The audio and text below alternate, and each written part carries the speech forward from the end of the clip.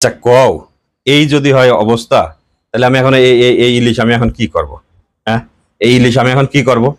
তোমরা কইলে যে বাংলাদেশের মানুষ আগে ইলিশ খাবি, ইলিশ খাওয়া শেষ না হওয়া পর্যন্ত, বাংলাদেশের মানুষের চাহিদা পূরণ না হওয়া পর্যন্ত তোমরা ইলিশ পাঠাবা না।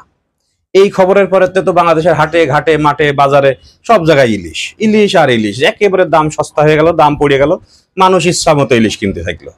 তা এই এই অবস্থায় আমু যায়, এই যে সাইডে এই যে ঝাটকা সাইজের এই যে ইলিশ, এই যে চার সাইডে ঝাটকা সাইজের ইলিশ কিনেছিলাম। কিনে আমি অবশ্য খাইনি, রেখে দিছি যে এই বছর থাক, এই ইলিশ নিয়ে আসলাম, আবার দেখা যায় সামনের বছর কি না হয়। তা এখন আবার শুনতেছি যে তোমরা বলে ইলিশ ওই রপ্তানি করবা। তা ভালো কথা, তো এই কথাটা আগে করলেই তো আমরা আর এই ইলিশ কিনে নিয়ে এসে এই নষ্ট করি না। হ্যাঁ, তো দেখি দেখি আমি এই সাইডে ইলিশ একটু রপ্তানি করা যায় নাকি, একটা ফোন করে দেখি তো। হ্যাঁ, একটা ফোন করি। হ্যালো, ওই তোমরা বলে ইলিশ রপ্তানি করতেছো? বাপুরে, এটা একটু আগে কবা না? হ্যাঁ, দেশের মানুষের চাহিদা তাহলে পূরণ হয়ে গেছে। হ্যাঁ, ইলিশ খাওয়ার চাহিদা দেশের মানুষের পূরণ হয়ে গেছে তো, না? হ্যাঁ, আমিও তো তাই করি। নাহলে আমার কাছে এই যে ইলিশ রয়েছে, মানুষের ঘরে ঘরে এখন ইলিশ, হাটে ঘাটে মাঠে বাজারে ইলিশ একেবারে সস্তা। এই ভালো ভালো সিদ্ধান্ত, এই সময়ই তো ইলিশ রপ্তানি করতে হবে। বাপু শোনো, এই খবর তো আর আমি জানতাম না। আমার কাছে 4টে ইলিশ আছে। তোমরা এই ইলিশ রপ্তানি করার সময় যদি দেখো যে একটু শর্ট পড়ে যাচ্ছে, হয় না, মানুষ কিনেছে প্রচুর মানুষ, প্রতিটা মানুষের ইলিশের চাহিদা মিটে গেছে, বাংলাদেশের ইলিশের চাহিদা মিটে গেছে, ইলিশ খাতে খাতে মানুষের এখন ঘৃণা ধরে গেছে।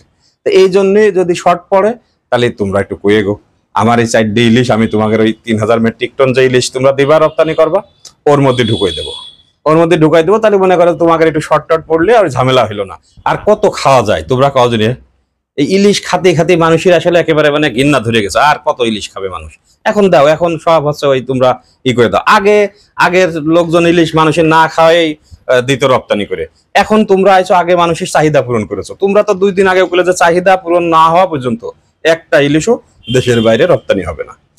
এই জন্যই বলতেছি যে আগে আগে যখন লোকজন চাহিদা পূরণ না করে রপ্তানি করেছে, তোমরা এখন আগে সবার চাহিদা পূরণ করে নেছো। ইচ্ছা মতো লোকজন ইলিশ খাইছে, খাতে খাতে ইলিশ প্রতি মানুষের ঘৃণা ধরে গেছে। এখন মানুষ ইলিশ বাদ দিয়ে ওই তেলাপিয়া খাচ্ছে, ওই পাঙ্গাস খাচ্ছে। ইলিশ আর কত খাবে? এইগুলো বাদ দিয়ে ওই পাঙ্গাস তেলাপিয়া এগুলো খাচ্ছে।